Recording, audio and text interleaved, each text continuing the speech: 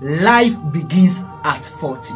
Is it true that life actually begins at 40? Let's stop deceiving the youth. My dear brother in Africa, life does not start at any 40. Or someone may say that, oh, what they are trying to say, they are trying to say, oh, at the age of 40 at least, life should be very good for you. No, we should stop that. The white man is telling the child, your destiny lies in your own hand. But the black man is telling the child that tomorrow there is a future for you. We are always living in the future. These are the difference between the black man and the white man. The white man is always living the present. The black man is always living the future. So that is why everything about us, our road, we make it anyhow because we are hoping for the best. So when you ask an African leader what, oh, this is the condition your own people are, this is the condition, they say that life is not good for them, what do you have to say? They will tell you that the next person who is coming, we should pray that the next person who is coming, the person is coming to fix it. Why? Because the black man always living the future, but the white man is always living present. So the white man will tell a child, my dear, you are a leader. My child, my daughter, you are a leader. But the black man is telling the child or the daughter that you are a future leader. These are the difference between the black man and the white man. The black man is already living in the future. The white man is already living in the present. So he tell the child, the black man will tell the child, we are a future leader. That's why every day they keep on singing into the youth ears that we are the future leaders. But the white man will tell the child that you are a leader. So there are two different things here. Let me ask you this. When you put a dog in a cage, and now the dog is trying its best to free itself, and you tell this dog that, please don't move out. Tomorrow I am going to release you. Do you think this dog will try it again? Any effort? Because it has been promised that tomorrow it will be free. Do you think it will put more effort today? Of course, no. But if you tell the dog that, no, my dear, where you are right now, unless you put your effort, what do you think this dog will do? It will keep on doing its best to free itself because it realizes that he has the ability to free itself. It has the power to free itself today. When it comes to Africa, fathers, mothers, leaders are telling their children they are future leaders.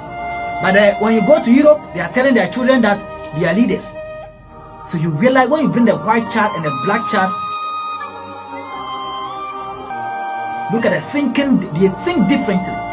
Not that God has created white people to be wiser than us. No, because of how there are some speeches, there are some advice we give our children that make them poor. That does not mean that I'm coming from a rich family. No, I'm not coming from a rich family. Coming from the remote area has given me the ideas of some of the advice we give to our kids. You see, sometimes in Africa, we realize that when parents are poor, they advise their children wrongly, either knowingly or not knowing. Some of them they know, and some of them don't even know what the kind of advice they're giving to their kids. They want their kids to also grab or accept that kind of poverty life that them themselves have lived. In Africa, most of the time realize that the poor people advise their child, hey, Kwabna, as you're going to school, Kwabna, you know, we don't have money. There is nothing in the house. So Kwabna, as you're going to school, be careful. Be careful. If you go and carry problem and come, nobody will save you. And you see, another rich man will also advise the child that, oh, you see, Kwabna, Abu, you see, early in the morning, what the child will be asking the father is, or from the parents is, oh, Daddy, I'm going to school. That's a rich man. Daughter or son, Daddy, I'm going to school. I need this.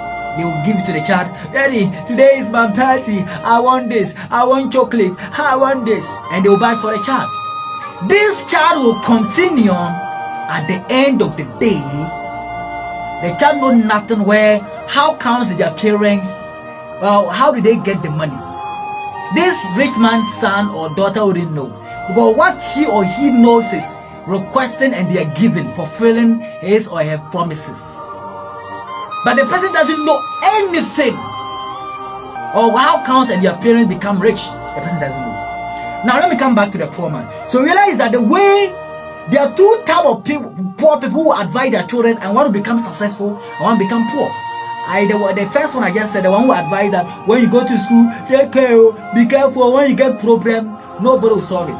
So realize that this particular child will go to school and then the person will be like, the person will be timid. Most of them will be timid. They'll be bullying the child will keep quiet. They'll be saying all sort of rubbish for the child to defend herself or himself. That moment